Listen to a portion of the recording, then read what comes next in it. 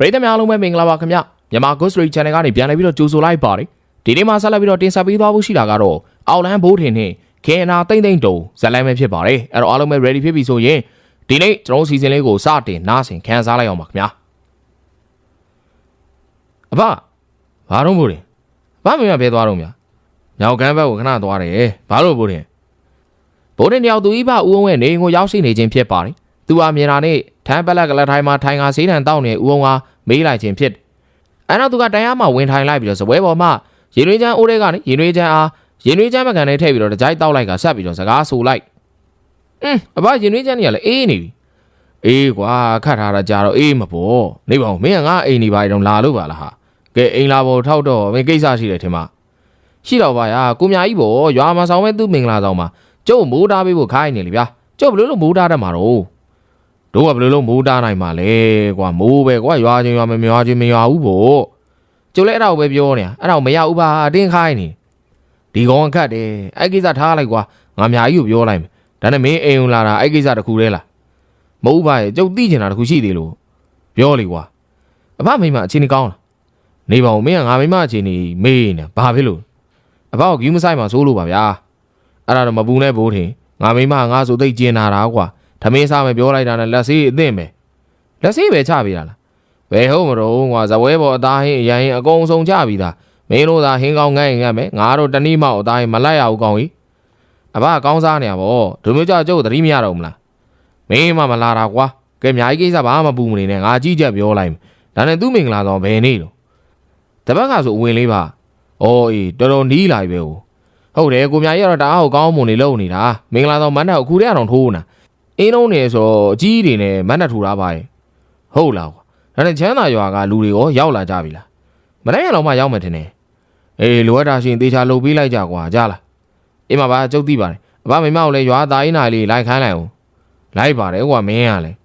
းချမ်းသာရဲ့မင်္ဂလာဆောင်တော့မလိုက်ဘူးလေဗျာအေးကွာ तू ကငါ့ကိုအတင်းတောင်းမှန်နဲ့မလိုက်ပြရစီနဲ့ပြောတော့ငါလည်းမလိုက်နဲ့ဆိုပြီးထားခဲ့လိုက်တာအေးပါဗျာအဲ့ဒါကျုပ်သွားအောင်မယ်ကိုမြကြီးမှလှုပ်ရှားတယ်ပုံနေတာအေးသွားငါခဏနေမှလာခဲ့မယ်လို့အကောင်ပြောလိုက်စမ်းပါကွာကြားလားဟုတ်ကဲ့ပါလာပြောင်းတော့လာကြုံတော့ဟိုလိုကယူနေလားဘာလားမသိမိုးတောင်တားခိုင်းနေတာဘိုးရင်ကြောင့်ထိုင်မထိုင်နေသူကြီးဘာဖြစ်သူကိုအဲ့လိုပြောကအိမ်ဝိုင်းထဲမှာထွက်သွားလေတော့တယ်ကိုုံစီလဲဈေးတန်အောင်ဖွာရှာရင်နဲ့ခေါင်းချင်းချင်းနဲ့ဘိုးထင်အားကြည့်လို့နေပါလေတော့တယ်ပြင်အောင်ပြင်ခင်းတက်ငယ်မိုးအိမ်လေးဟာကျောနိုင်လုံးများဖြင့်တိဆောက်ထားတယ်အိမ်အောင်မှာတော့ဇပွဲတန်းရတစ်စုံရှိပြီးတော့ကိုပြည့်တစ်ခုလည်းရှိသေးတယ်ယခုကိုပြည့်မှာတော့အသက်အစိတ်ရွယ်အိမ်နေရထိုင်နေတဲ့မိန်းမပြိုလေးတယောက်ရှိနေတယ်ဇပွဲတန်းရမှာတော့ပြောင်းမှုဘက်ဆေးလိပ်အားဒူးထောက်ကတောက်နေတဲ့အမေဟိုတယောက်နဲ့သူဤမျက်နှာချင်းဆိုင်မှာတော့အသက်40ရွယ်ခန့်ရှိမြောက်ပြင်ရွာသားကိုမင်းကျူတို့ထိုင်နေကြယခုကိုမင်းကျူရောက်တဲ့နေရာမှာသူဤကြီးတော်ဆက်သူဒေါ်ပူဤနေမှာဖြစ်ပြီးတော့ကိုမင်းကျူကမ်းမှာတွေးခဲ့တဲ့ခေနာသိမ့်သိမ့်တုံအားထားတဲ့နေအိမ်လည်းဖြစ်တယ်ကိုမင်းကျူကသူဤကြီးတော်ဖြစ်သူဟာတေချာကြီးကခတ်တီနဲ့စကားဆိုလိုက်ပါတယ်ကြီးတော်ကြီးကျုပ်ပြောထားဆိုစကားလွှင့်ထားလားဘာတော့မင်းကျူဘာမှမလုပ်ဗျာဟိုကောင်မလေးကကျုံညမဝင်းခွဲဆိုတာပြီးတော့မြောက်ခွင်ကနေလာတာအဲ့ဒါတော့ဗောဟုတ်မှမဟုတ်ပဲမြင့်ကျူရဲ့ငါဘာလို့ရှောက်ပြောခိုင်းတာတော့အဲ့ဒါကြီးတော့ရွာထဲရှောက်ပြောရသေးလားနင်းအတင်းခိုင်းနေဆိုပြောတော့ပြောထားပါတယ်ရွာတော်မန်းစိန်ကြီးတို့တုတ်ကိုတော့ပြောထားတယ်အဲ့ဒီတုတ်သိရွာလုံးသိပြီဟုတ်ပြီကြီးတော့ကျုပ်တောင်းကြီးတော့သိတယ်နော်အခုကိစ္စကိုနှုတ်လုံးမစီနင်းဘာကြီးကြံနေရလဲမြင့်ကျူဟမ်ဘာကြမ်းမှလဲဗျာဟိုကောင်မြာကြီးဆွဲကောင်သူမိမနဲ့ကွဲတော့လုံးမလို့ပေါ့နင်းဟာလဲဘယ်ကမြာကြီးတော့နင်းပေါက်ကြရတယ်တော့ရှောက်မလုံးနဲ့တော့မြင့်ကျူကလေးမလေးကစိတ်မနှံ့အောင်သာဆိုတယ်ဖြူဖြူချောချောမျိုးကောင်းရိုးကောင်းတွေကဖြစ်မယ်ရှောက်ပြီးပေါက်ကြရတယ်မလုံးနဲ့တော့သူများသားသမီးကိုအဲ့ကောင်မလေးကျုပ်လက်ဖျားနဲ့မထီဘူးဘယ်သူမှလက်ဖျားနဲ့မထီစီရအောင်ဒါပေမဲ့ तू ကတော့ကျုပ်ခိုင်းတော့လုံးရမယ်နင်းနဲ့တော့ခတ်တာပဲဟဲ့ငယ်ငယ်ကလေးအတိုင်းတစောက်ကန်းဒေါက်တာအမှုတွေပါဖြစ်နေအောင်အဲ့ဆိုငါတော့ကြောက်တယ်နော်ဘာမှမဖြစ်ပါဘူးဗျာကြီးတော့လည်းကြောက်ကြမရှိတွေးကြောက်နေသေးကြောက်တာဗောဟဲ့ငါကတသလုံးအေးဆေးနေလာတဲ့ဟာအေးဆေးနေခြင်းလို့ယောက်ျားတောင်ယူတာမဟုတ်ဘူးယူမဲ့သူရှိမရှိဘူးဗောကြီးတော့ကြောင့်လဲကျုပ်လဲလူပြိုကြီးဖြစ်နေဟဲ့ကောင်ငါကအရွေးလွန်နေတာနော်နင်းလို့ကောမစုံတာမဟုတ်ဘူးလာကြီးသေးရဲ့သူ့ဘာသာအဖြစ်မရှိတော့ငါအဖြစ်ဖြစ်ရသေးတယ်ကြံပါကောင်ကတော့ဘာကြံပါလဲဗျနင်ကြံလိုက်တယ်ကောင်သူများတော့ပါသွားလို့ကြံပါဖြစ်နေရလေနင်ကြိုက်လိုက်ရင်လင်းနောက်လိုက်ရင်ဖြစ်နေတာငါဖြစ်နင့်ကြီးတော်လို့ပြောရမှာတော့ရှက်တယ်ဟာတော်သမကြီးတော့ယောက်ျားမြူလို့ကြီးတော်လို့ကျုပ်မျိုးရိုးလိုက်နေတာအဲ့ထားလိုက်တော့ကျုပ်ဟိုကောင်မလေးပြောတာချက်ပြောလိုက်အောင်မယ်ကြီးတော်သူ့သေးထားတော့ဂူးဆိုင်တော့ကြားလားငါဆရာမလုပ်စမ်းပါနဲ့နော်ငါသားသမီးချင်းကိုချင်းစာတတ်တယ်သူဖြင့်ယောက်ျားတော်မရသေးပဲနဲ့သားသမီးချင်းတောင်ကိုချင်းစာတယ်လုံနေသည် ကိုမင်းကျူမသူကြီးကြီးတော်ပြသူကမကြေမနက်စကားဆိုပြီးတဲ့နောက်ကိုပြစ်မှာထိုင်နေတဲ့ခေနာသိမ့်သိမ့်တုံစီကိုသွားလိုက်အဲနောက်သူကလက်ကိုနောက်ပစ်ကခေနာသိမ့်သိမ့်တုံဟာစူးဆိုင်ဆိုင်ကြည့်လိုက်ပြီးတော့ကဲကောင်းပါလေနင်းကငါတေချာပြောပြမယ်ငါပြောတဲ့တန်တေချာလို့ကြားလားအကူတော့ဘာခိုင်းမှာတော့ဟာဘာအကူတော့လေလုတ်ပြန်ပြီကြောင်တော်မလုံးနဲ့တော့အကူဆိုကိုလို့ပဲခေါနေကိုမင်းကျူမအဲ့လိုဟောက်လိုက်ရခေနာသိမ့်သိမ့်တုံတယောက်မိသည့်စကားမှထမ်းမပြောတော့ပဲမျက်လုံးလေးကလေးကလေးဖြင့်မြင်းကျူပြောတဲ့စကားများကိုခေါင်းတငိမ့်ငိမ့်နဲ့နားထောင်လို့နေပါလေတော့တယ်ဝဘုံအောင်ထောင်ပြီးတော့မန်နက်တိုင်ကိုချီတိုးပင်ချီထားတဲ့လော်စပီကာနှလုံးမှာကျဲလောင်စွာဖြင့်မင်္ဂလာခါတော်ပေးသချင်းကထွက်ပေါ်လို့နေပါတယ်ဧည့်သည်များမှလည်းပေပင်ရွာသားများသာမကတခြားသောရွာနီးချုပ်ဆက်မှမိတ်ဆွေတင်ခများလည်းရောက်လာကြပြီဖြစ်ပါတယ်ယခုခန်းသားကကိုမြာကြီးရဲ့ပေပင်ရွာမှမင်္ဂလာဆောင်ခန်းသားဖြစ်မနက်စောစောချိန်မှပင်ကျဲဝန်းလာသောမင်္ဂလာမန်းနက်တွင်လူများပြေးလို့သွားပြီဖြစ်ပါတယ်တရားစပွဲများအပြည့်ချထားတဲ့မန်းနက်ထဲမှာလက်သီးစုံနီးနီးဝတ်သားတို့ကြီးများနဲ့မင်္ဂလာဆောင်လာတဲ့ကလေးလူကြီးမကျန်းကျွေးမွေးနေကြကာလာသားများသည်လည်းလာအောင်တဲ့ဧည့်သည်များကိုကျွေးမွေးအခမ်းအသည့်မှာခြေထောက်ညောင်းကိုက်အောင်မင်အခါခါခါထမင်းချလိုက်ဟင်းချလိုက်နဲ့အလုံးများလို့နေကြပါလေဟေးဘိုးနေလုံးပါဝါငါတို့ဝတ်သားလေးအသားလေးပေးပါဦးဘသူကအသားလေးဖြတ်စားသားမသိဘူးကွာအစီကြီးပဲကြံလာမယ်ကိုတို့ရေးလာမယ်ဟေးဝတ်သားလိုက်တဲ့ကောင်ဘသူတို့အောင်တန်းနဲ့သားကြီးဘိုးနေမှာအတန်ခက်ကြဲကြဲနေမေးလိုက်ရတရားမှဖြေလိုက်ပြင်ဘိုးနေကအောင်တန်းနဲ့သားကြီးကကျဲလောင်သွားခေါ်လိုက်အောင်တန်းနဲ့သားကြီးမေးကြီးတော့လို့မိန်းကလေးဝိုင်းပဲဝတ်သားလိုက်နေလားလို့လာဒီဘက်ဝိုင်းမှာအစီတွေပဲကြံတော့တယ်ပြောလို့ရတဲ့ကောင်တွေမဟုတ်ကောင်မလေးတွေမျက်နှာလှုပ်ချင်တာနဲ့မင်းတို့ပဲအစီတွေဖယ်ပေးနေတာမသိဘူးကောင်တွေဘိုးတင်မလို့ကျဲလောင်သွားပြောလိုက်တဲ့အခါကြံနေသောသူများကလည်းဘိုးတင်အောင်ဝိုင်းပြီးတော့ထောက်ခံလိုက်ကြဟုတ်တယ်ဘိုးတင်အဲ့ကောင်တွေဝတ်သားမလိုက်ခန်းတိုင်းမှာနဲ့ကွာအဲ့ကောင်တွေနေအောင်မျက်နှာသိပ်လိုက်တာငါတို့ဝိုင်းဆိုအစီတွေပဲချပြီးတော့မကြည့်ဘူးဟိုဘက်မိန်းကလေးဝိုင်းတော့အသားတွေပဲဟင်းအောင်ဒီကောင်တွေမျက်နှာလိုက်တာနဲ့ဝတ်သားလိုက်ခိုင်းတာနဲ့မကြိုက်ဘူးနော်ဟုတ်တယ်ဘိုးတင်အဲ့ကောင်တွေကိုအချင်းပဲလိုက်ခိုင်းလိုက်အကြီးတွေဝတ်သားလိုက်ခိုင်းမှာကွာပေါတူးတို့ဂျိုးသိန်းတို့ဘယ်သွားနေရကောင်တွေအဲ့လိုတယောက်နဲ့တယောက်ပြောကနောက်ကဖြစ်မင်္ဂလာဆောင်မှာကျွေးမွေးဧည့်ခံစားတော့နေချိန်မင်္ဂလာမန်းတဲ့သွင်းငိုယိုပြီးတော့ရောက်လာတဲ့ခေနာသိမ့်သိမ့်တုံကြောင့်အားလုံးအံ့ဩသွားကြမိန်းကလေးများဖြစ်ကြတဲ့မိကျော်လိုက်နေဒေါ်တုတ်တို့မှာသူမတန်ရမှာထိုင်စီရန်ခေါ်ပြီးတော့မေးမြန်းကြပါလိမ့်တယ်ဘိုးရင်တို့ဒီလည်းအုံကြက်ကြက်မဖြစ်စီရန်ထိမ့်သိမ့်နေရသို့တော်လည်းအားလုံးဝိုင်းအောင်ကြည့်လာကြသဖြင့်ဆက်စရာသည်ပင်ဖွင့်နေတဲ့တချင်းကိုပိတ်လိုက်ရာပို့ပြီးတော့စိုးသွားလေတော့တယ်ခေနာသိမ့်သိမ့်တုံကငိုကာဖြင့်အတန်ခတ်ကြဲကြဲနဲ့သူမအချောမောမေးမြန်းနေတဲ့မိကျော်တို့ကပြန်လဲမေးမြန်းလေတယ်ဒါကိုမြမင်္ဂလာဆောင်လားဟင်ဟုတ်တယ်လေဘာဖြစ်လို့လဲအမရဲ့သူပြောတော့အတီးမှာပါဆိုပြီးတော့အခုတော့ဘလို့လို့နောက်တယောက်ယူသွားတာလေလူကိုလက်နီးစုံများတင်နေတာလားမသိဘူးခေနာသိန်းသိန်းတို့ရဲ့စကားကြောင့်အားလုံးပို့ပြီးတော့စိတ်ဝင်စားသွားကြပြီဆက်စုတတ်သောသူများမှလည်းတယောက်တစ်ပေါက်မေးကြမြန်းကြရခေနာသိန်းသိန်းတုံဒီလဲမေးသမျှသူများကိုမမောတမ်းပြန်ဖြေလေတော့တယ်ဟေးညီကဘယ်ရတော့ကျမမြောက်ခွင်ရပါဟုတ်လားနင်ကကိုမြကြီးနဲ့ဘလို့ပတ်သက်တော့ပတ်သက်တာမှအမကြီးတို့ရဲ့သူလေးကျမကိုယူမယ်ဆိုပြီးတော့ဟဲ့ယူမယ်ဆိုပြီးတော့ဘာဖြစ်ကြလဲဘာဖြစ်တယ်ဆိုတော့မပြောပြရသေးနဲ့ရှင်ကျမရှက်လွန်းလို့ပါခေနာရဲ့စကားကြောင့်မင်္ဂလာဆောင်လာသူများနေဘေးပင်ရွာသူရွာသားများသည်တန်တော်ဖြစ်သွားကြပြီးတဲ့နောက်ရွာလူကြီးဦးမောင်ကြီးကဒေါ်တုတ်မှာသွားခေါ်လေတော့တယ်ရွာလူကြီးလာအောင်ဟဲ့မတ်တုတ်ပြန်နဲ့ဘာဖြစ်တာဘာဖြစ်မှလဲတော့အများကြီးတိတ်ပုံလိုက်လာလို့တော့အောက်မှာပြရာခန့်နေတာတော့တော်လို့မသိဘူးလားဩဟင်းနေရတော့သိတယ်ဟာဘာဖြစ်မှန်းမသိတာလာအောက်မှာလိုက်ရှင်းပေးလိုက်လူကြီးရဲ့တစားစားနဲ့ကိုမြကြီးအိမ်ပေါ်မှာလူများလည်းတီးသွားကြပြီးအားလုံးအိမ်အောက်ကိုဆင်းလာကြကိုမြကြီးမှမူမျက်လုံးကလေးကလေးနဲ့ဖြစ်နေပြီးတော့မိုင်းပြင်းနဲ့သူမကြီးမိခင်ဖြစ်သူတို့မှမူကိုမြကြီးကတိတ်ပြီးတော့အမြင်မကြည်တော့ပြီမောင်မြကြီးမိဘာတွေရှုပ်တာမင်းခွေရိုးမလို့နဲ့တော်ဆိုးပါလားအမေကျုပ်ဘာမှမဟုတ်တာမလုပ်ထားပါဘူးဗျာနင်ဘာမှမလုပ်ပဲမိန်းကလေးကအခုလိုလိုက်လာမလားစဉ်းစားကြည့်ပါဦးမိုင်းမြင်မှမူကိုမြကြီးနဲ့စကားပဲမပြောတော့ထို့ကြောင့်ကိုမြကြီးကအိမ်အောက်ကိုဆင်းလာပြီးတော့မန်းနဲ့အတွင်းမှာဝိုင်းကြည့်ခံနေရတဲ့ခေနာနာကိုသွားကအတန်ခတ်မှနေမေးမြန်းလေတော့တယ်ဟဲ့ကောင်မလေးနင်းမသိဘူးလေနင်းကငါမသိဘူးအခုတော့တောကပြောပြီဗောပလင်းကိုရိုက်ခွဲပြီးသုံးလို့မရတဲ့အချိန်ကြမှာအခုရှင်းလက်ဘွားရှာမှာကြောက်နေမလားနင်ဘာတွေပြောနေတာလဲနင်ဘသူလဲမေးပြီဗောမြို့ရောက်ရင်လာပါလို့ခေါ်တဲ့ပါဇက်ကြီးကအခုတော့နင်ဘသူလဲလို့မေးပြီဗောလေရှင်သိရက်ဆက်တဲ့ကိုမြကျမပါပြီရှင်ပြောတာတွေယုံပြီးတော့ဘွားတစ်ခုလုံးပေးလိုက်ရရှင်ကတော့မိမယူပြီးကျမကိုအသုံးမလို့တော့လို့စွန့်ပစ်ပြီဗောဟဲ့ကောင်မလေးနင်းပေါက်ရိုက်လျှောက်ပြောနေတယ်နင်းကမသိဘူးအခုတော့ရှင်ကဘယ်သိတော့မတော့ရှင်မေးမှမိမရှိနေပြီလေကျမရှေ့မင်္ဂလာတောင်နောက်ဆက်ဖို့လာတာမဟုတ်ပါဘူးနောက်ဆုံးအနေနဲ့ရှင်ကိုလာနှုတ်ဆက်တာရှင်တို့အိုအောင်မင်းအောင်ပေါင်းနိုင်ကြပါစေကောင်မလေးနင်းပေါက်ရတယ်မပြောနေနဲ့နင်းကဒုက္ခလာပေးနေတာလားကိုမြကြီးတယောက်ချွေးများပြန်နေပြီးတော့ခင်နာသိမ့်သိမ့်တော့ပြောဆိုနေချိန်မိုင်းမြင့်မှာကိုမြကြီးကလက်ညှိုးကောင်းကောင်းထိုးပြီးတော့အတန်မာထန်စွာနဲ့ဇကားဆိုလေတယ်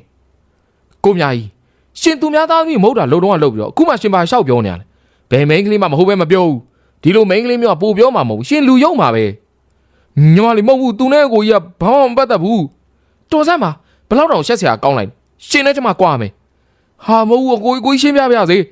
ေတော်စမ်းပါကိုတဲ့လှိမ့်ပြီကျမတို့ရွာပြန်မယ်ဒီလိုလူယုံမှာလည်းပေါင်းမယ်စားတခုလည်းပဲလှုပ်လိုက်မယ်လာမီသွားမယ်မိုင်မြင့်ကသူမမိခင်နဲ့သူမတို့ရွာသားများကိုခေါ်ကာသူတို့မိဝတ်စုံနေမယ်လဲနေထွာသွားလေတော့တယ်ကိုမြကြီးတယောက်တင်းလိုက်တားမိကြံချင်းဘာကြီးများနဲ့ရွာလူကြီးတို့မှသူ့ဟာဆွဲထားလိုက်ကခင်နာတိတ်တိတ်တော့လည်းညွန်ပြပြီးတော့ကိုမြကြီးကအတန်ခတ်မှနေစကားဆိုလိုက်ပါလိမ့်တယ်ညာကြီးရိုးလာနဲ့မင်းကြိတ်ပုံးခုန်နေတာကိုကွာကဲမင်းဟာမလေးငုံနေဘယ်လိုလုပ်မလဲမင်းဆိုတဲ့ကောင်တော့ပေပင်ရွာသားတွေတိတ်ခါကြတယ်ကွာရွာလူကြီးကကျုပ်တကယ်ကိုသူနဲ့ဘာမှမဆိုင်ကျုပ်မသိဘူးကျုပ်တော့မယုံလားဗျာ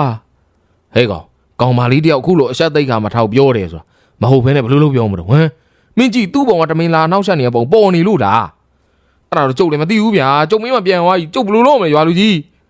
းပြန်သွားတာတော်သေးတယ်ပါမရိုက်တာကန်ကောင်းမင်းကအတော်အထင်ကြီးကြတာကွာခုတော့မပြောလိုက်ချင်ဘူးမိကိစ္စမင်းရှင်ဟောကျုပ်ကဘာကိစ္စရှင်းရမှာလို့ဗျာကျုပ်နဲ့တကယ်ဘာမှမဆိုင်နဲ့ဟာနွားကတော့မင်းငါလက်သီးသားမိတော့မယ်ခလေးမဥယျာဉ်သေးချာရှင်းပြစမ်းရွာလူကြီးကလူများဝိုင်းအောင်ကြည့်နေခင်နာသိမ့်တော့ချောမော့ကမေးမြန်းလိုက်အဲ့ခါခင်နာကတရှုံနဲ့ရှိုက်ကြီးတွေငယ်ငိုရင်းနဲ့ထားလိုက်ပါအဲ့ဒါကျမအပြင်းနဲ့ကျမခံရတယ်လို့ပဲမှတ်ပါသူစိတ်ချမ်းသာလို့ပဲလှုပ်ပေးလိုက်ကြပါရှင်ဟာမဟုတ်သေးဘူးလေတငယ်မဘယ်မှာနေပြီးဘာတွေလုပ်တာလဲဦးကြီးတို့ပြောပြစမ်းပါကျမမပြောပြစေနဲ့ကျမလာတယ်ဆိုတာသူ့ကိုလာနှုတ်ဆက်ုံနေမှာကျမဘာပြဿနာမှမတက်စီချင်ကျမသွားတော့မယ်နော်ခင်နာတယောက်ပြောဆိုပါဇက်အားလက်နဲ့ပိတ်ခါငိုကြွေးပြီးတော့ကနွဲကလေးအားလေးဖြင့်မင်္ဂလာဆောင်မန်းတက်မှပြေးထွက်သွားပါလေတော့တယ်အိုက်ကဘိုးရင်ဟာသူ့နဘေးမှာရှိနေပေါတူးနဲ့ဂျိုးသိန်းတို့ဟာအတန်ခတ်တိုးတို့နဲ့ခင်နာနောက်ကိုလိုက်ရန်တော့ခိုင်းလိုက်ပါလေတယ်ကိုပေါတူခမောင်းတို့အဲ့အမနောက်လိုက်စုံစမ်းသမ်းဗျာငါတို့ဘယ်လိုလိုက်ရမှာသူ့နောက်မယောင်လဲနဲ့လိုက်သွားပေါ့အေးအားစုလိုက်သွားလိုက်မှာကွာပေါတူးနဲ့ဂျိုးသိန်းမှာဘိုးရင်ခိုင်းစီလိုက်တဲ့အတိုင်းခင်နာသိန်းတို့နောက်ကိုလိုက်သွားကြလေတယ်မန်းနဲ့တွင်းမှာတော့ရမရဖများနဲ့လူကြီးသူမများမှာကိုမြကြီးအပြစ်တင်ပြောဆိုလို့နေကြပါလေညာကြီးနေနော်မိမရတာတော့ရက်ပိုင်းပဲရှိသေးတယ်ပြဿနာတွေရှုပ်လာပြီဒီကလေးမှအရင်လားနင်ပြောစမ်းဟာမဟုတ်ပါဘူးဆိုဗျာဘာမဟုတ်တာဒီလောက်အကောင်လိုက်မြင်နေရတော့ပြောင်ညင်းနေမိမမယူဘဲနဲ့လူပြိုကြီးလုံနေဆိုတာခုလိုတိုးတွေမသိအောင်လိုက်ရှုပ်နေတာမလာ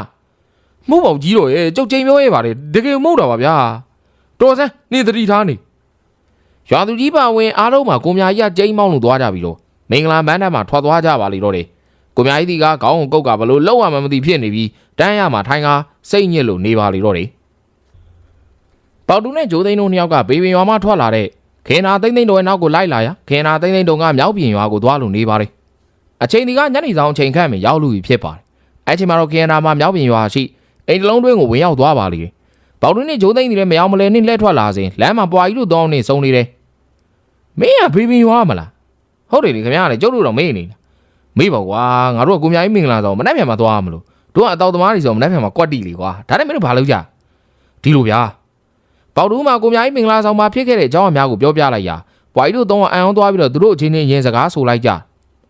ြတော်ကြီးမင်းကိုမြင့်ညီမညီမရှိရဆိုသိလာ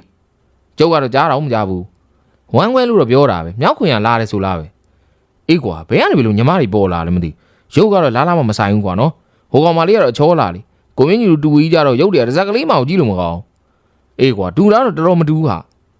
ာသူတို့ချင်းချင်းပြောပြီးပေပင်သားနှစ်ယောက်ဖြစ်တဲ့ပေါတူးနဲ့ဂျိုးသိန်းကကြည့်လိုက်ကဘွားကြီးမှပြန်လဲစကားဆိုလိုက်ကဲမင်းတို့ပြန်မှမိုးချုပ်နေကွာမနှက်ပြန်မှအစောထားပြန်ကြတော့ငါတို့ရင်လိုက်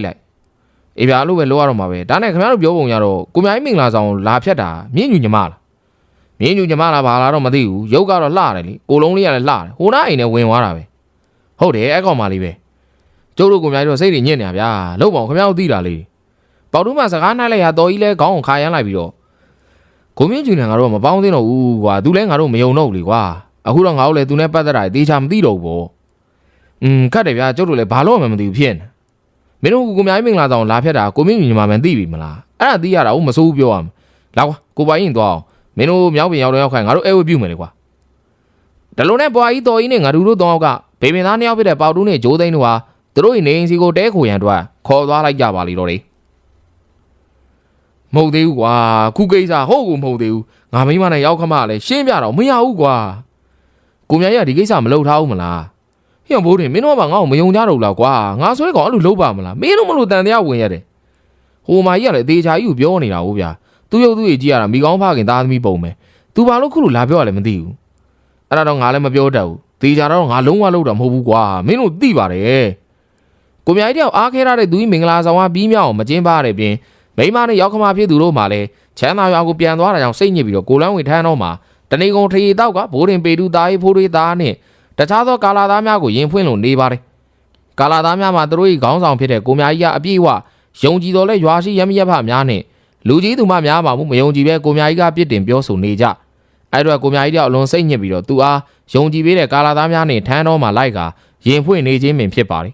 ကိုမြိုင်ကြီးကထရီအားမြူလိုက်မောတော့ကဆက်ပြီးတော့စကားဆိုလေတယ်အဲ့ကောင်မလေးငါ့ကိုကြောက်ချတာကွာငါတကယ်ဘာမှမလုပ်ရဘူးစိတ်ဝင်ပါတယ်ဗျာသူ့နောက်ကိုပေါတွင်းနဲ့ကိုကျိုးသိန်းလိုက်ပါဘူးကျုပ်လွတ်လိုက်တယ်လုံဆန်းမဘိုးတင်ကအခုမှမိမရကာစားလေးရှိသေးတာကွဲတော့မဆိုရင်မဟုတ်သေးဘူးကွာငါ့ကိုမပေါင်းနိုင်ဘူးပြောသွားငါတော့ခံစားရတယ်ကွာအဖြစ်မှန်မသိရင်တော့မအေးမင်းတို့လည်းလက်ခံပါပါဗျာကဲခုလောဆယ်တော့စိတ်ရှုံများပုံစိုးပန်းစိုးနဲ့လာပြောရဆိုရင်ခင်ဗျားမနာလို့လုပ်တယ်လို့ပြောလို့ရအောင်ပါအခုတော့ဟိုမှချောတော်မော်တော့သူကြည့်ရတာမြို့သူကြနာပဲဘိုးတင်မလို့ပြောလိုက်တဲ့အခါသားနဲ့ဖိုးတွေးစီလည်းအမီးဆိုင်နဲ့ခေါင်းချိန်ပြီးဘိုးတင်စကားထောက်ခံလိုက်အဲ့ဒါတော့ဟုတ်တယ်ကွာငါလာရင်လည်းဖိုးတွေးမိကြောတော့ယုံနေတာသူ့နေသားကြီးနဲ့ကိုမြားယူအဆက်ခွဲကျင်နေဆိုတာလုံးဝဖြစ်နိုင်တဲ့နေသားကြီးလေဟုတ်တယ်ဘိုးတင်ကငါတော့တကယ်လို့ထင်သေးတာအခုကိုမြားကြီးတေချာပြောပြမှတန်တရားစိတ်မဖြစ်တာသူတို့ထင်တော့လေပြောလို့မရဘူးလေကွာကိုမြားကြီးကတခါတခါမျိုးတက်တယ်သွားတာဟုတ်ဖိုးတင်မလို့ပြောလိုက်လေကိုမြားကြီးကလက်ကပြလိုက်ပြီးမျိုးတက်တယ်ဆိုတာစဘာစီပဲစီလေးစုံစမ်းတာပါကွာတခြားအကြောင်းမရှိပါဘူးအခုတန်တရားမရှိပါဘူးဆိုဗျာမင်းဘာသာငါ့ကိုမယုံဘူးကွာငါဘယ်လိုလုပ်မလဲဖိုးတို့ရမင်းတို့ကြံကြပါအောင်ကွာခုလောဆယ်တို့ကျုပ်လည်းမပြောတတ်သေးဘူးဗျာဘိုးတင်လွတ်လိုက်တဲ့ကိုပေါတွင်းနဲ့ဂျိုးသိန်းတို့လာပဲစောင့်ရမှာပဲကိုလန်းဝင်ထမ်းတော်မှာဘိုးတင်တို့နဲ့ကိုမြိုင်တို့တောင်းရင်းစားရင်းစကားပြောနေချိန်ထမ်းတော်တွင်းကိုဂျိုးသိန်းပေါတူးတို့ခက်မြန်မြန်ရောက်လာခဲ့ကြသူတို့ကဘိုးတင်တို့ဝိုင်းရောက်တာနဲ့ထေကိုတယောက်တစ်မျိုးကောက်ကင်ပြီးမောချလိုက်ပြီးအမောတကောနဲ့စကားဆိုပါလိမ့်တယ်ကိုမြိုင်ဟိုမင်းကလေးကိစ္စကျုပ်တို့သိပြီဗျဟာပါလေမြန်မြန်လေးပြောသမှာကွာမင်းတို့ဟိုကောင်မလေးနောက်လိုက်သွားဆိုဟုတ်တယ်အဲ့ဒါခုမှပြန်ဟုတ်တာကျုပ်တို့ဟိုလူတွေအိမ်မှာအိတ်နေတာဘယ်သူတွေတော့ကိုပွားကြီးတို့အိမ်မှာလေဗျာဟုတ်လားဘာလီထူးလဲပြောပါအောင်ကွာကိုရိုင်းမင်္ဂလာဆောင်လာသွားတဲ့ကောင်မလေးကမြင်းကျူဆိုတဲ့သူရဲ့ညီမဝင်းခွဲတယ်ဗျာမြောက်ခွင်ရဆိုလားပဲအခုသူတို့ကြီးတော်ကြီးမှာနေနေတာတဲ့ဘာမြင်းကျူညီမဟုတ်လားကိုပွားကြီးတို့ကအဲ့လိုပြောတာပဲကောင်မလေးကလည်းမြောက်ပြင်ရွာတယ်ပဲဝင်သွားတာဗျာခွေးမှသာမြင်းကျူကွာသူ့နမအဆက်သိက်ခေါင်မှမထောက်ဒီကငါ့ကိုလှုပ်ကြံတာပဲကိုမြိုင်ကအဲ့လိုပြောပြီးတော့ထရီဝါထမ်းပင်နဲ့ရိုက်ခွဲကမတ်တက်ထားရလိုက်ရအနားမှာရှိတဲ့ပေတူးနဲ့တာရင်မှာထိန်းထားလိုက်ရကိုမြိုင်စိတ်ချော်တယ်မှာဗျာအချိန်တွေကိုသိနေပဲဟောကျတို့ဝိုင်းပြီးတော့စဉ်းစားပြီးမှာပေါ့ဟုတ်တယ်ကိုမြိုင်ရဲ့အခုချိန်သွေးပူနေတော့ဘာမှရှောက်မလုံးနဲ့ဟိုလူကလည်းတော့ရုပ်မာတာပဲဗျာနှမတယောက်လုံးအဆက်ကိုမှမထောက်ပဲနဲ့အဲ့ကောင်အလက်ကားကောင်သူ့နှမနဲ့ငါမိမလဲမယ်ဆိုတော့လဲမယ်ပုံဖြစ်နေပြီကွာကိုမြိုင်ကြီးအဲ့လိုပြောလိုက်တဲ့အခါပေါတူးကပြုံးဆဆပြင်ကိုမြိုင်ကြီးကစကားဆိုလိုက်လဲဆိုလဲလဲလိုက်စမ်းပါဗျာဟိုကောင်မလေးပူလာတယ်ဗျာအထော်လေးဖြောင်းတ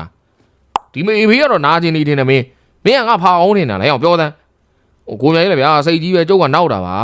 တကယ်ပြောတာပါအချစ်ကိုတန်ဖိုးထားတဲ့ထဲမှာပေါတူးဆွေကျုပ်ကနံပါတ်1ပဲပြောကတော့ကောင်းတယ်ဟမ်မင်းပြောကောင်းလို့ပြတ်တတ်တာလေမှန်အကောင်းပြောတာပါဗျာကဲကျုပ်ကိုစိတ်တိုးမနေတော့ကိုမြိုင်ကြီးခင်ဗျားကိစ္စဘယ်လိုလုပ်မှာလဲပြောပေါတူးမှသတိပေးလိုက်တဲ့အခါကိုမြိုင်ကြီးတယောက်ခေါင်းကိုခါရမ်းပြီးဘယ်လိုလုပ်မှမသိအောင်ဖြစ်လို့နေပါတယ်အဲ့ကဘိုးတင်ကကိုမြိုင်ကြီးကတေချာကြည့်ပြီးတော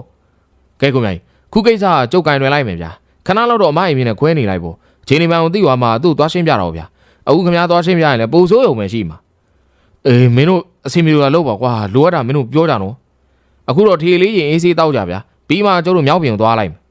အေးဟွာငါမင်းတို့ပဲအားကိုးရတော့မှာပဲဒီလိုနဲ့ဘိုးတင်ကကိုမြိုင်ကြီးစိတ်မပူရနှစ်သိမ့်ပြောဆိုပြီးတဲ့နောက်ထရီတောက်ပြီးတော့သူတို့ရှေ့ဆက်မဲ့စီစဉ်များကိုတိုင်ပင်နေကြပါလိမ့်တော့လေဘိုးတင်ပေတူသားရီတို့တော့ကမြောက်ပြင်မှာရှိမဝိုင်းစိန်တို့၏နေအိမ်ကိုဝင်သွားလိုက်ကြသူတို့ကိုမြင်လာနေမိဖြူမှာပြုံးရီပြီးတော့အိမ်ထဲမှာထွက်ကစီးကြိုလေးတယ်အခုဘိုးတင်တို့လာတယ်လာမိဖြူဒီမှာလားဟုတ်တယ်ဒီမှာပဲလေမောက်ဝိုင်းစိန်တို့ရှိလားမာကြီးတော့မရှိဘူးမေပြုံးမဲရှိတယ်ဩဟုတ်လားဘိုးတင်တို့ကမိဖြူကလက်မဆွဲကမဝိုင်းစိန်၏အိမ်ရောက်တန်းရမှာဝင်ထိုင်လိုက်ကြပါတယ်များမကြသောအချိန်မှာတော့အိမ်ရောက်တန်းရကိုမဝိုင်းစိန်၏မိခင်ဖြစ်သူကရင်သွေးချမ်းလင်မန်းကိုကိုင်ပြီးတော့ပြုံးရွှင်စွာဖြင့်အိမ်မမဆင်းလာကဘိုးတင်တို့ကဧခံလေးတယ်ဘယ်ကနေဘလို့ရောက်လာကြတာလဲကွကဲရင်သွေးချမ်းတောက်ကြအောင်ဒီလိုပဲလာတာကြီးတော့ရေကိုမြိုင်မင်္ဂလာဆောင်အကြောင်းသိပြီးလာကြီးတော့အေးသိပြီးပြီဝိုင်းစိန်တော်သွားသေးတယ်လေအဲ့ဒီကမင်္ဂလာဆောင်ပြတ်သွားလို့ပြန်လာခဲ့တာဘလို့ဖြစ်တာလဲပြောစမ်းမအောင်ဟေး ကိုမင်းကျူဆိုတဲ့သူရဲ့ညီမဝင်းခွဲကိုတိလာကြည့်တော့အေးတိတယ်ရောက်တာမကြသေးဘူးလေသူလာဖြတ်သွားတာဗျာကိုမြာကြီးနဲ့ပတ်သက်ဘူးတဲ့ဘာညာဆိုတော့လာဖြတ်သွားတာကျုပ်တို့လည်းအကျိုးကြောင့်သိအောင်လို့လာစုံစမ်းတာငါလည်းအံ့ဩနေတာမင်းကျူတို့မှနောက်ထပ်ဆွေမျိုးသားချင်းရှိတယ်လို့လည်းမကြားမိပါဘူးဘယ်လိုလုပ်အဲ့ဒီကလေးမလေးရောက်လာလဲလို့တွေးနေတာသူပမာနေလဲဆိုတော့ကြီးတော်ကြီးသိလားသိတယ်မတ်ပူတို့အိမ်မှာနေတာလေမင်းကျူရဲ့ကြီးတော်အိမ်ပေါ့ကျုပ်တို့လိုက်ဖို့လို့ရမလားကျုပ်တို့သူနဲ့တွေ့ပြီးတော့ပြောစရာရှိလို့ရတယ်လေပြဿနာတော့မဖြစ်တော့ဘူးမလားမဖြစ်ပါဘူးကြီးတော်ရဲ့စိတ်ချပါကျုပ်တို့သိချင်တာလေးပဲမေးပါနှုတ်မဆိုပြဿနာကြီးတော့မှာဗျာအော်အေးအဲ့ဒါဆိုလည်းငါလိုက်ဖို့မယ်လေထမင်းစားကြီးမှသွားကြတာပေါ့ထမင်းကပြီးမှစားမယ်ကြီးတော်ကြီးကျုပ်တို့အရင်သွားလိုက်ကြအောင်အေးနင်တို့အလင်းလိုနေဆိုတော့လည်းသွားကြတာပေါ့မိပြွေအမေပြုံးဘိုးနင်တို့လိုက်ဖို့လိုက်အောင်မယ်နော်ဝိုင်းစိန်လာရင်နင်းကိုတွေအတွက်ထမင်းချက်ဖို့ပြောထားလိုက်အောင်ကြားလားမန်ဝိုင်းဆိုင်မိခင်ကြီးကဘိုးတင်နဲ့စကားပြောနေမှမိဖြူကမှာကြားလိုက်ခြင်းဖြစ်ပါတယ်အဲ့ကမိဖြူကပြုံးပြီးတော့ခေါင်းချင်းလိုက်ကဟုတ်ကဲ့မိဖြူကျုပ်ပြောထားလိုက်မယ်အေးအားဆိုမေပြုံးတို့သွားအောင်မယ်အမေပြုံးကအဲ့လိုပြောပြီးတဲ့နောက်ဘိုးတင်ပေတူသားကြီးတို့ကိုခေါ်ကာရွာထဲရှိခင်ရာတိတ်နေတုံအားခေါ်ထားတဲ့ဒေါ်ပုရဲ့နေကိုသွားလိုက်ကြပါလေတော့တယ်အော်မပြုံးတို့ပါလားလာကြဧည့်သည်တွေလည်းပါလာတာပဲဟုတ်တယ်မတ်ပူရေဒါပေပင်ရွာကျုပ်သိမိတ်ဆွေလေးတွေပေါ့သူတို့ကမတ်ပူဝင်လာခြင်းလဲဆိုတာနဲ့လိုက်ဖို့တာဟုတ်လားဘာကိစ္စမှန်းရှိလို့လည်းမသိဘူးဘိုးတင်သားရင်နဲ့ပေတူးတို့ကအမေပြုံးကြီးဥဆောင်မှုဖြင့်ကိုမင်းကျူကြီးတော်အိမ်ကိုရောက်ရှိလာခြင်းဖြစ်ပါတယ်မေပြုံးမှာပေပင်ရွာမှမိတ်ဆွေတွေကိုပြောသည့်အခါဒေါ်ပူကြီးမျက်နှာမှာကွက်ကနေအနှဲငယ်ပြည့်ရင်းသွားတာကိုဘိုးတင်တို့တောင်းသတိထားမိလိုက်ပါတယ်အဲ့တော့သူတို့ကဒေါ်ပူရဲ့မျက်နှာချင်းဆိုင်တန်းရမှာထိုင်ပြီးကိုပြစ်မှာတယောက်တည်းထိုင်ကပြုံးရည်နေတဲ့ခင်နာသိမ့်သိမ့်တုံအားအကဲခတ်ကြည့်လိုက်ကြဒေါ်ဘူးဒီလည်းရင်နှွေးချမ်းများကိုပြင်ဆင်ပေးပြီးတဲ့နောက်ဘိုးတင်တော်ကြီးကပြုံးရည်ပြီးတော့မေးမြန်းလာပါလိမ့်တယ်။မောင်ရင်တို့ဘာကိစ္စများလဲကွယ်မပြုံးအောင်လိုက်ဖို့ခိုင်းနေဆိုတော့ကိစ္စကြီးမယ်တင်တယ်။ဟုတ်တယ်ကြီးတော့ကိစ္စကြီးတယ်ကျုပ်တို့ကလည်းမဆိုင်တဲ့သူတွေမထိခိုက်စေချင်လို့အခုလိုလာတာပါ။ပေတူရဲ့စကားကြောင့်ဒေါ်ဘူးမှာတီးတသားမျက်နှာပြက်ရင်းသွားပြီးအော်မဟုတ်တာဘာမှမလုပ်ထားပါဘူးငါတူတို့ရဲ့ကြီးတော်ရွာမှာအေးအေးနေတတ်တယ်ဆိုတာအကုန်သိပါတယ်အားကြောင့်မို့လဲကျုပ်တို့လာတာပေါ့ကျုပ်တို့ကကိုမြကြီးကသူ့ကိုအသေးဖြတ်တဲ့သူတွေကိုတရားစွဲမယ်ဆိုလားဗျာအဲ့ဒါကြီးလုံနေပြီကုံကျင်တော့ကုံစီမျိုးတက်ပြီးတော့တရားစွဲမှာလေဗျာကျုပ်တို့ရွာကိုမြကြီးကနည်းနည်းအရာရောက်တယ်လေဗျာသိရမလားဟမ်တရားစွဲမယ်ဟုတ်လားဘာလို့တရားစွဲမှာလဲသူ့ကိုမဟုတ်တန်းတရားပြောတဲ့နောက်ကအမဟုတ်ပေါ့ပြီးတော့သူနဲ့တူကြံပါရောပေါ့ဗျာအဲ့ဒါတရားစွဲမဲ့ကိစ္စနောက်တစ်ခုကတခြားပညာရေးနဲ့လက်တုံပြန်မှုလည်းပြောသေးတယ်ဗျာကြီးတို့ကြားဘူးလားတော့မသိဘူးပေပင်ရွာဦးအောင်နဲ့သူ့သားဆိုတာလေကြားဘူးတယ်နာမည်ကြီးတွေကျုပ်ဘေးမှာထိုင်နေအဲ့ဒါဦးအောင်သားပဲသူ့ကိုကိုမြကြီးကဘာလို့ခိုင်းတာဆိုတာကြီးတို့ဘာသာပဲမေးကြည့်လိုက်တော့ပေတူးမှချင်းချောက်သူလိုလေတံဖြင့်ဒေါ်ဘူးကပြောလိုက်ရာတဖြည်းနဲ့ပို့ပြီးတော့ကြောက်စိတ်ဝင်လာတဲ့ဒေါ်ဘူးကမျက်နှာငယ်လေးနဲ့ဘိုးထင်အားမေးမြန်းလာပါလေတဲ့မောင်ရင်ဘာတွေခိုင်းတာလဲကွယ်ကြီးတို့ပြောပြစမ်းပါတခြားတော့မဟုတ်ပါဘူးကြီးတို့တကယ်လို့တရားစွဲလို့ချင်းနေမထူးရင်ကျုပ်တက်ထားတဲ့ပညာနဲ့အခုကိစ္စမှာပါဝင်တဲ့သူတွေအားလုံးကိုအသေးပြူစားဖို့လောက်ပါပဲဟင်တကယ်လားကျုပ်ကမလုပ်ချင်ပါဘူးဗျာဒါမဲ့ကိုမြကြီးမတရားခံနေရသေးတော့ကျုပ်လည်းမတတ်နိုင်ဘူးလေလုံးတင်တာလုံးရမှာပဲအဲကြောင့်ကြီးတော့ဒီကိစ္စမှာပါလားမပါဘူးလားဆိုတော့ကျုပ်ကအရင်လာမေးတာလေကြီးတော့မပါပါဘူးကြီးတော့ညာတော့မပြောနဲ့နော်ကျုပ်ကညာတာလည်းသိတယ်အဲ့ဒါဆိုရင်အချိန်လေးပိုဆိုးနေမယ်ကြီးတော့သိထားတာတွေကျုပ်တို့ပြောပြရင်ပြောပြဘိုးရင်ကြောက်ဒေါ်ဘူးဟာအချော့အတတ်နဲ့သူမသိထားတဲ့ရာများကိုပြောပြဖို့ကြံဆောင်လေတော့တယ်ဒေါ်ဘူးမှမူဦးအောင်နဲ့ဘိုးရင်ကြောင်ကြားဘူးထားသူပြီးကြောက်လန့်နေတာကြောင့်သူမသိထားတဲ့အရာများကိုအမှန်တိုင်းပြောမိကြံနေစဉ်အိမ်ဝိုင်းထဲကိုတဘိုးကြီးတို့တချောင်းကိုကိုင်းပြီးဝင်လာတဲ့ကိုမြင့်ကျူကြောင့်သူတို့ပြောတဲ့စကားများပြတ်သွားပါလေတော့တယ်အဲနောက်ကိုမြင့်ကျူကဘိုးရင်တို့ရဲ့မျက်နှာချင်းဆိုင်မှာရက်လိုက်ပြီးတော့သူ၏လက်ထဲမှတဘိုးကြီးတို့ကိုချိန်ကအတန်မာထန်စွာဖြင့်ချင်းချောက်စကားဆိုလေတယ်မင်းတို့ကောင်လေးငါကြီးတော်ရင်ဘာလာလောက်တာဟမ်ဟဲ့အောင်လေးခုတော့သွားတဲ့ဟဲ့လူကိုမြင့်ကျူခမရအတော့မားနေပြီဗျာခမရလုံနေရတဲ့အတော့အောက်တန်းကြတယ်မင်းတို့ဘာစကားပြောတာအခုထွက်သွားကွာမသွားဘူးဗျာခမရလောက်ထားတယ်ခမရကုန်ပြန်ပြီးတော့တာဝန်ယူရမယ်ငါဘာတွေလုပ်လို့လဲကြပြောသမ်းမောင်ခမရကိုမြကြီးကိုမဟုတ်တန်းတရားတွေဆွဆွဲထားတာဟိုအမကိုသုံးချပြီးတော့ဆွဆွဲထားတာလေဟဲ့ရောမင်းတို့ကောင်ဟုတ်လို့ကြော်တာလေဟုတ်ရင်ကြော်မယ်ပုတ်ရင်ပုတ်မယ်ဘာထူးဆန်းလို့လဲတာ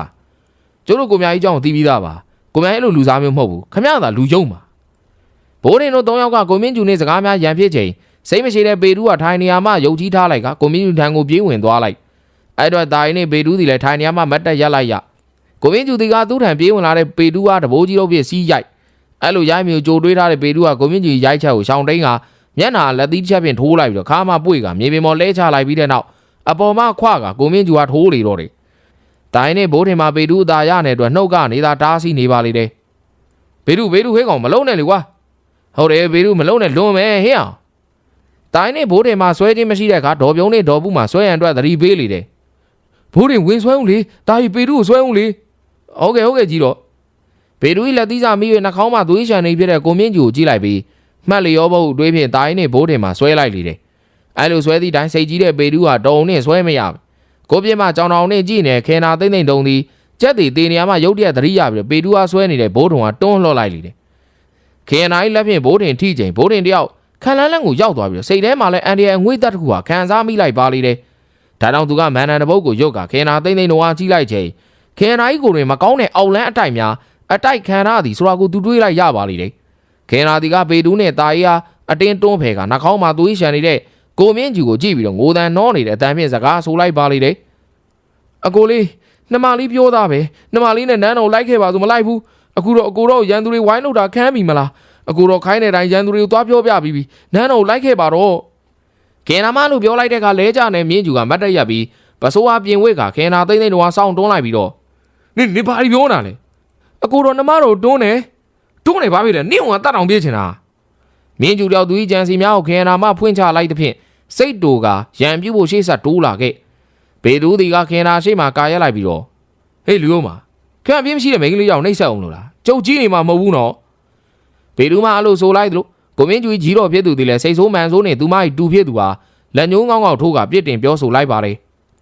မြင့်ကျူနေငါ့ကအခုထွက်သွားစမ်းနင်းကြောင့်ငါဒုက္ခရောက်တော့မလို့နင်းကိုတူတယောက်တည်းရှိတာမလို့ငါအလိုလိုက်နေတာနင်းကိုကြောက်တယ်လို့ထင်မနေနဲ့နင်းဟာတနေ့တခြားလူယုံမှဖြစ်လာပြီခုထွက်သွားနင်းကိုအံ့ဩတယ်ဘာမှအပြစ်မရှိတဲ့စိတ်မနှံ့တဲ့ကလေးမအောင်နင်းအသုံးချတယ်သူဟာစိတ်မနှံ့ဘူးဆိုပေမဲ့မိန်းကလေးဟဲ့မိန်းကလေးငါလည်းမကောင်းတာပါနင်းကိုအလိုလိုက်တာလွန်ခဲ့တာငါစိတ်ထဲမှာနင်းကိုတကယ်ကြောက်တယ်လို့ဖြစ်သွားတာတားတင်တာကိုတားမှာငါအမားတွေလည်းပါတယ်မြင့်ကျူနင့်မှာအသိစိတ်မရှိတော့ဘူးလားကလေးမစိတ်မနှံ့ဘူးဒါမဲ့နင့်ကိုအကိုရင်းတယောက်လိုနင့်ကိုထင်းနေတာနေမို့သူ့အချက်ကိုမထောက်ပဲခိုင်းရတယ်ဟဲ့ဒေါ်ပူကြီးလက်ညှိုးငေါထိုးပြီးပြောတဲ့စကားများကိုကိုမြင့်ကျူတယောက်ဘာမှပြန်မဖြေနိုင်တော့ဘူးဒါကြောင့်သူကခင်နာတစ်ချက်ကြည့်လိုက်ပြီးတော့နှာခေါင်းမှာစီးကြနဲ့သွေးများကိုပစိုးစားနဲ့တုတ်ကအိမ်ဝိုင်းထဲမှာထွက်သွားလေတော့တယ်သူထွက်သွားနေခင်နာမှနောက်မှပြေးလိုက်မိပြူရဒေါ်ပူမှတားထားလိုက်ရလေတယ်သမီးလေးမလိုက်သွားနဲ့အကိုတော်ထွက်သွားပြီအကိုတော်ထွက်သွားလို့မရဘူးလေသူပြန်သွားပြီသမီးလေးပြန်ထိုင်ဒေါ်ပူနဲ့အမေပြုံးတို့ရဲ့ချောမောမှုကြောင့်ခင်နာသိမ့်တုံကဒေါ်ပူနဲ့အမေပြုံးကြားမှာထိုင်နေလေတယ်ဘိုးတင်ဒီလဲခင်နာနဲ့မျက်နှာချင်းဆိုင်မှာထိုင်လိုက်ပြီးတော့သူမအသေးချာကြည့်ကဒေါ်ပူဟာစကားဆိုလိုက်ပါတယ်ကြည့်တော့ဒီမှာအွန်လိုင်းတိုက်တွေနဲ့တိုက်ခံတာအားကြောင့်ယူနေရဗျကျုပ်ကုပေးလို့ရပါတယ်တကယ်လားမောင်ရင်ဒီကလေးမကိုကူညီလို့ရတယ်လားရတယ်ကြီးတော့စီမှာအုံးသီးရနိုင်လားရတာဗောအုံးမင်တော့ရှိတယ်အုံးမင်တက်ဖို့ကြီးတော့လူသွားခေါ်လိုက်မယ်ဒေါ်ဘူးကထိုင်နေရမှာမတ်တက်ရရန်ပြင်စင်တာကြီးကလက်ကပြပြီးတော့အာကြီးတော့ရတယ်ကျုပ်တက်လိုက်မယ်ဘယ်ပင်တက်ရမှာလဲတာကြီးကဒေါ်ဘူးကသူတက်ရမယ်အုံးမင်ကမေးပြီးတော့ခက်မြန်မြန်အုံးမင်မော်ကိုတက်က အုံးသီးတစ်လုံးကချွေချပေးလိုက်အုံးသီးရနေပေတူးမှာအုံးသီးကိုယူပြီးတော့ဘိုးတင်တန်ကိုသွားပေးလိုက်ဘိုးတင်ကအုံးသီးကိုကြည့်ပြီးတော့ကဲပေတူအုံးသီးကိုခုံခွာပြီးတော့ကျုပ်ထဲလို့ရတော့တယ်ပေါက်ဖောက်ကွာအေးပေတူးမှာခက်မြန်မြန်ပြုတ်လုပ်ပေးလိုက်အဲနောက်ဘိုးတင်ကပေတူးအခွန်တင်ပေါက်ဖောက်ပြီးတော့ကမ်းပေးတဲ့အုံးသီးကိုယူကာသွားလေရာအမဲပါတဲ့လွယ်ထဲမှာအစီရင်တချို့ဟာထုတ်ပြီးအုံးသီးတွင်းထဲကမန်နန်ရွတ်လိုက်သူမန်နန်ရွတ်လိုက်တာနဲ့တာနေတဲ့နေမှာရုတ်တရက်ကွယ်သွားသလိုမိုးသားတိန်လိတ်တို့ဒီလည်းရုတ်တရက်တက်ကအုံဆိုင်လိုလာပါလေတယ်ဘိုးတင်မန်နန်ဆုံးသည့်အခါခင်နာကဒေါ်ဘူးနဲ့အမေပြုံးကြားထိုင်နေရမှထပြေးမိကြံစင်ဘိုးတင်မှာခက်မြန်မြန်ပေတူးနဲ့တာရီယာတိုင်းစီခိုင်းလိုက်ရပါလေတယ်ပေတူးသားကြီးဖမ်းလာသူထွက်ပြေးနေတယ်အာကောင်းမောင်းတန်ဖြစ်ကြတဲ့ပေတူးနဲ့တာရီတို့ပင်အတော့ကိုထိန်းလိုက်ရတယ်ခင်နာမှာတင်းယုံကန်ပြီးတော့အုံးသီးကိုကန်ပြီးတော့လှမ်းလာတယ်ဘိုးတင်က6ထောင်းနဲ့လန့်ကန်ပြီးတားစီလို့နေပါတယ်အဲ့တော့အမြင်မသိတော်ဒီများဖြစ်မိဆိုတာကြောင့်ပေတူးနဲ့တာရီမှာအတင်းကျပ်ဖိပြီးတော့ထိုင်ခိုင်းလိုက်ရဒေါ်ဘူးနဲ့အမေပြုံးစီလည်းချော့မော့ကထိန်းထားရပါတယ်ဘိုးတင်မှာအုံးသီးကိုကန်ပြီးတော့ခင်နာအုံးရည်များတိုက်မိကြံစင်သွားစီထားသဖြင့်နှာခေါင်းအားပိတ်ပါးကိုဖိပြီးတော့ခက်ကြမ်းကြမ်းနေပြီအစီရင်ထည့်ထားတဲ့အုံးရည်ကတိုက်လိုက်ပါလေတော့တယ်အုံးရည်ဝင်သွားပြီးတဲ့နောက်မကြသောချိန်မှာခင်နာကပြုတ်လာပြီးတဲ့နောက်အန်ချလိုက်ပါတယ်သူမခက်ခဲအန်ချလိုက်တဲ့ရာမှာလက်သုံးလုံးခန့်ရှိတဲ့ရမင်းရုပ်ထုလေးတရုပ်ဖြစ်ပါတယ်အဲ့ဒီရမင်းရုပ်မှာပြင်ရောက်တာနဲ့ချက်ချင်းအမဲအောင်ငွေများထွက်လာကပျောက်ကွယ်လို့သွားပါလိမ့်တယ်ရမင်းရုပ်အန်ချပြီးတဲ့နောက်ထပ်ဘလူးရုပ်တရုပ်ထပ်ပြီးတော့အန်ချပြန်လေတယ်ဘလူးရုပ်ဒီလည်းချက်ချင်းအငွေပြန်ကအမဲအောင်အမုံများဖြစ်နေပြောင်းလို့သွားတယ်အဲ့လိုအယုံနေအောင်အန်ချပြီးတာနဲ့ခေနာမှာသူ့ဟာချုပ်ထားတဲ့တာအေးပေတူးနဲ့ဒေါ်ပုတော်ကအန်အောနေတဲ့မျက်နှာပြင်ကြည့်ပြီးအန်အောနေရန်ဖြင့်မေးမြန်းလာပါလိမ့်တယ်ဟမ်ရှင်တို့ကျမဘာလို့ချုပ်ထားလဲအဲ့ကမှဘိုးတင်ကမင်းကောပြပြီးတော့တာအေးနဲ့ပေတူးကလှုပ်ပေးရန်အတွက်အချက်ပြလိုက် တာရီတို့လွတ်ပေးလိုက်တဲ့အခါမှာခင်နာကသူမကြီးရှုပ်ပွားနေသပင်များကိုတေတက်တက်ပြင်လိုက်ပြီးတော့လုံကြီးကိုလည်းပြန်လဲဝစ်စင်လိုက်ကနားမလည်နိုင်ဖြစ်နေတဲ့ဟန်ပန်ဖြင့်ပတ်ဝန်းကျင်ကိုကြည့်ပြီးတော့မေးမြန်းလာပါလိမ့်တယ်ကျမဘယ်ကိုရောက်နေလဲသမီးစိတ်အေးထားပါသမီးရဲ့အခုသမီးရောက်နေတာမြောက်ပြင်ဆိုတဲ့ရွာပဲသမီးမှာဘယောကဆွဲကပ်နေတာဒီကမောင်ရင်ကကုပေလို့သမီးခုပြန်ကောင်းလာခဲ့တာဒေါ်ဘူးကလေတန်အေးဖြင့်ပြောတဲ့စကားကိုကြားတဲ့အခါခင်နာသိမ့်သိမ့်တုံက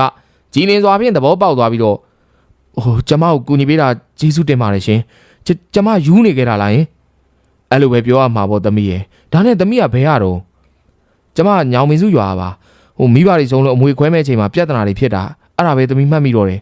ပြီးတော့ကျမမိမတယောက်ကဘလို့ပြုတ်မှုရမယ်ဘလို့လုပ်ရမယ်ဆိုပြီးတော့ပြောပြီးတော့ခိုင်းနေတာကျမသူခိုင်းတဲ့အတိုင်းပဲရှောက်လို့နေမိတာအခုတော့သမီးကောင်းသွားပြီသမီးရဲ့သမီးရွာကိုပြန်မလားသမီးမပြန်ရဲဘူးသမီးကိုအောင်လန်းတင်ဆိုးဆွဲဆိုတာပြူစားတာဖြစ်မယ်သမီးကြောက်တယ်စိတ်ချပါသမီးရဲ့ဘာမှမဖြစ်စေရအောင်ဒီဟာတငယ်တွေကိုအကူအညီတောင်းကြည့်ပါဦးသမီးမှာပြဿနာတွေရှိရင်ပေါ့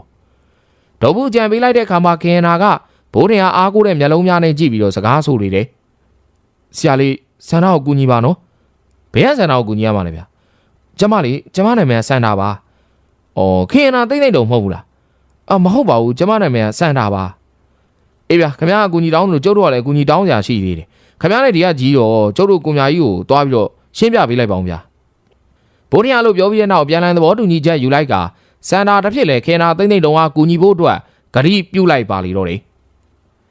အောင်လန်းဘိုးတင်နဲ့ခင်နာသိမ့်တုံဒီကဤမြတာမကြမီအောင်လန်းဘိုးတင်နဲ့လောဘဤသားကောင်အမိရတဲ့ဇလန်းကိုတင်ဆက်ပေးပါဦးမယ်ခင်ဗျာ